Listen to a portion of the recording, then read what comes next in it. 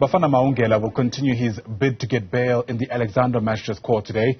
Mahungela is a 21-year-old student and he was arrested in connection with the alleged murder of Johannesburg teacher Kirsten Kluyts. Her body was found stripped naked back in October. She went missing while participating in a community run in Sandton. Newzroom Afrika's Zikhona Tshona is part of our team tracking the story, and she joins us now from just outside court. And as a start, Zikhona, perhaps take us through the state's version of events around what they reckon happened.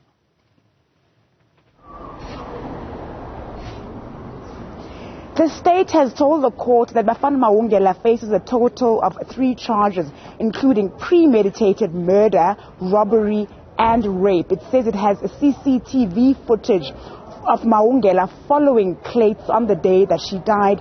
The state says then he's seen in the CCTV footage walking up from where the body was found, carrying her clothes.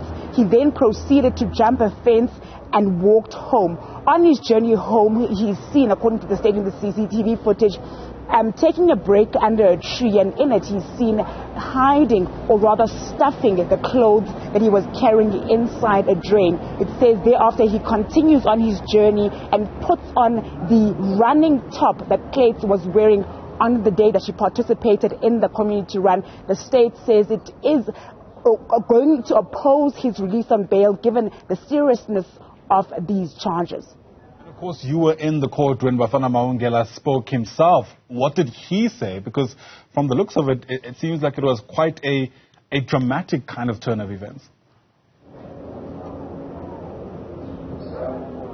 Also very unexpected for the accused in this matter to be a witness during his bail application, but his lawyer did say that's the route they are going to take. Mahungela taking to the stand to give his version of events. He started from detailing where he was on the 28th of October. That's, of course, the day before Kluyts' body was found, saying he was in a party in Sandton, and in the morning of the 29th, he took a taxi. He was in a party in Alexandra, rather, and then on the 29th in the morning, he then took a taxi from Alexandra to travel to Sandton so he could go to his residence. On the day, he was expected to submit an assignment for school. He says while he was on the taxi, he fell asleep in the taxi, woken up at some point by the driver who said to him he has passed his stop. He got off wherever he was, and then he said all he knew that he had to walk towards a certain center that he knew was close to his residence.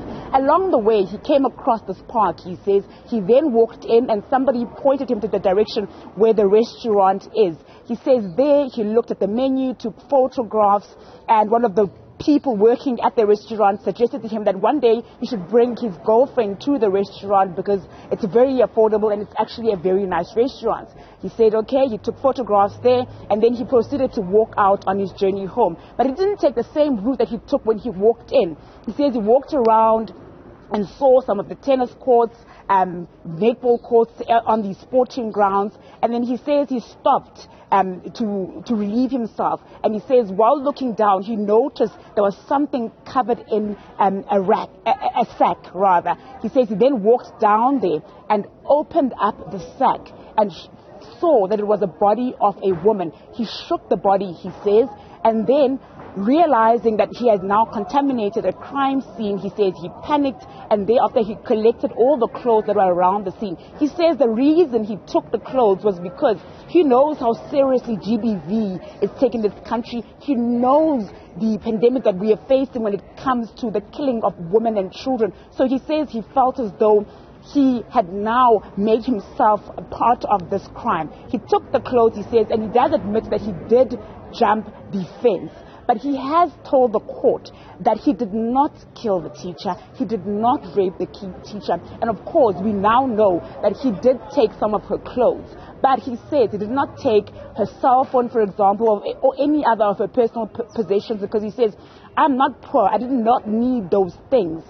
But very important here is the support that his family is giving him in court. We know that on the first day that he appeared in court, there was no family support for him. And in fact, you could see it in his body language. He was very withdrawn, was not really sure what was happening around him. And I think after the second court appearance, where you now saw his father, as well as other family members coming to court, as well as a lawyer, coming to represent him in court. You can see him now very boldly, even when he was testifying in the stand, he was very bold in his testimony. The Kluyts family did send a representative to oversee or take a lesson during this bail application. We did manage to speak to the Kluyts family representative outside court last week. He did say, so far as the family, they are pleased with the way that the state is conducting itself in this bail application. This bail application is now set down for 3 days, which is the 18th, the 19th, and the 20th.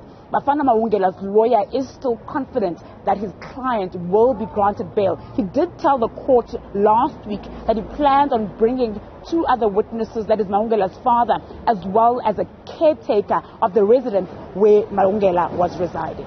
Zikhona and Tshona doing a great job of helping us keep up with the details of the story. For now, Zikhona, live to us from just outside the Alexandra Magistrate's Court. Thanks very much indeed.